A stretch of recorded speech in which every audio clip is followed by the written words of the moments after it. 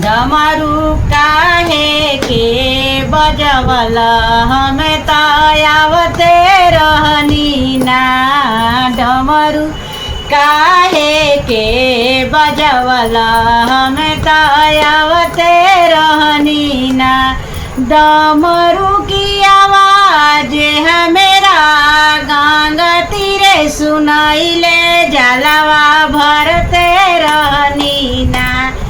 जलवा भरते रहनी ना।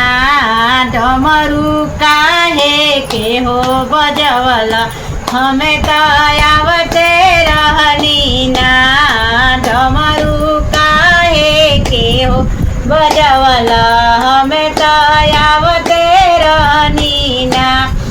डमरू की आवाज हमेरा मंदिर में सुनाइले पूजवा करते रहनी ना। पूजा करते रहनी ना। डमरू काहे के हो बजवल हमें त आवते रहनी ना।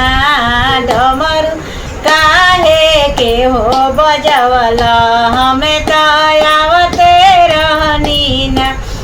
डमरू की आवाज हमेरा रसोईया घर सुनाइले जेवन बनावते रहनी ना।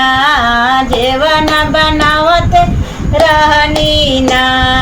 डमरू काहे के हो बजवल हमें त आवते रहनी ना।